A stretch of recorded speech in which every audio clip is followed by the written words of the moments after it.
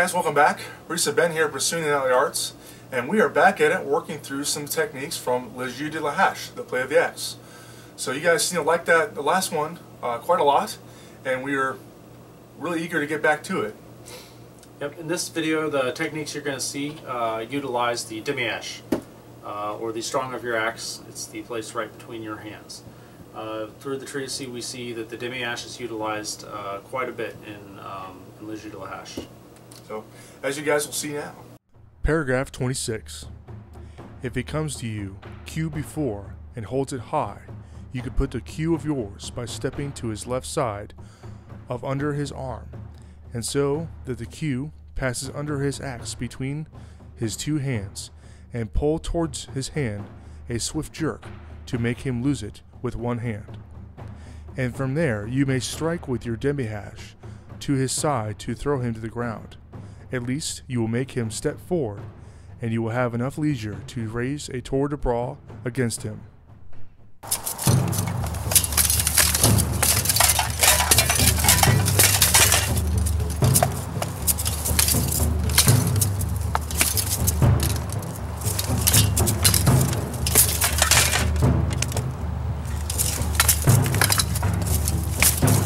Here, Ben will demonstrate the movement and footwork with this technique.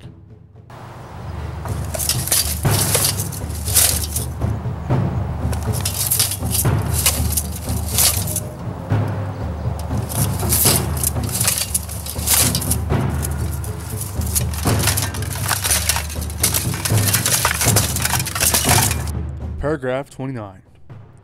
And if you cross your axes at the half to push one against the other, make it such that in crossing you have the craw of yours higher than the cue, and while pushing turn your back towards his axe and pull it to you while stepping back with all of your strength of your arms.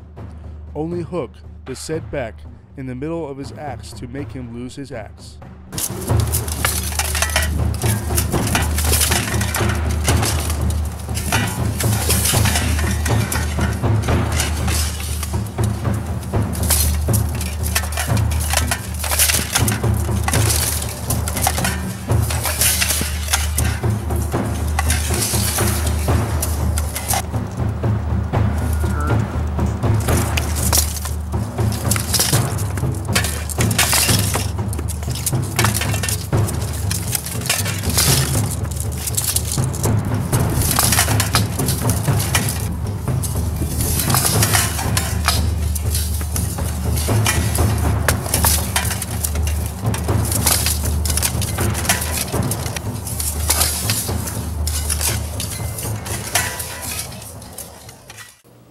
Alright guys, that concludes the video. Really hope you guys enjoyed it.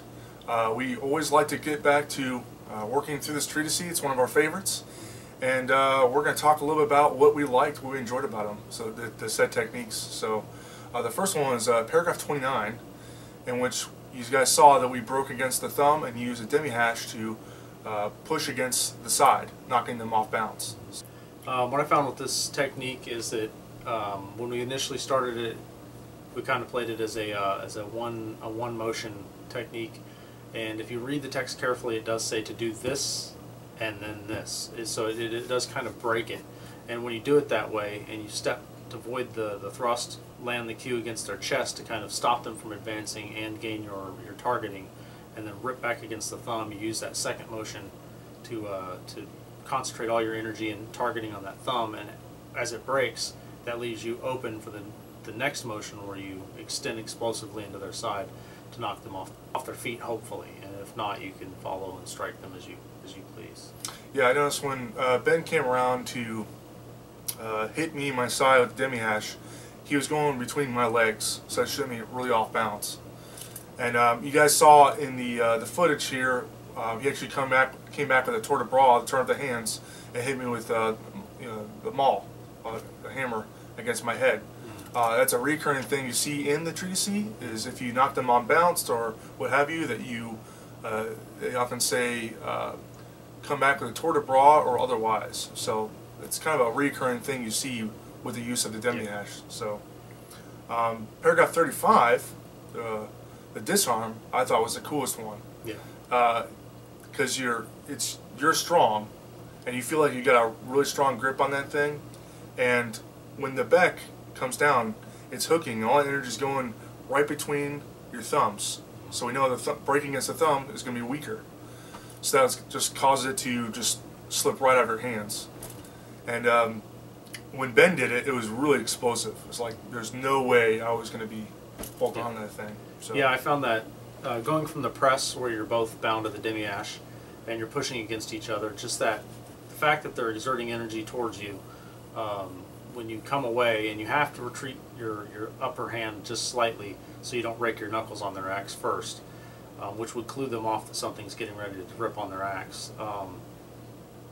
But as you yank your axe downward and hook, as you hook, if you just pull your arms straight into you and then turn your hips a little bit, that axe it leaves their hands without any effort on my part. It feels. I know I'm putting a lot of force into it, but it's just a kind of a click into the axe and then it's gone, and then I'm set up perfectly for a thrust to the face, the neck, the armpit, wherever I can get a target on at that point. And they're disarmed, so if you're standing there with an axe and your opponent is not, they're at a great disadvantage. Yep.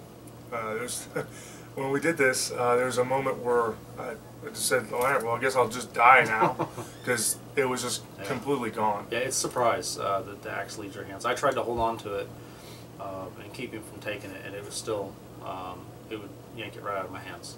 Yeah, looking forward to trying that out in like a free bout or something. Yeah. But of course, now we're showing you guys what we know, so you guys will know it as well. So we'll have to look out for it as well on our end. So and there are a couple counters. There are, which we will get to in a future video. So, guys, expect more video, more content coming for the play of the axe, Le Jeu de la Hache. We greatly appreciate you guys watching the channel.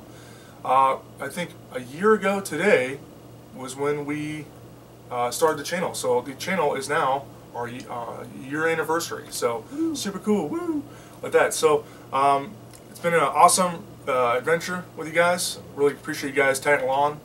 Especially like to thank our Patreon supporters for making the channel happen. You guys, with your contributions, you have helped us make the channel better. So we are going to be looking at getting new camera equipment. You guys allowed us to get some of the new SD cards, so that helped with some of our issues with our stuff getting corrupted, which is super cool. So now we can go forward and just make the channel better and better. So thank you very much. So as always, guys, we appreciate you watching, and we'll see you guys next video. Take care.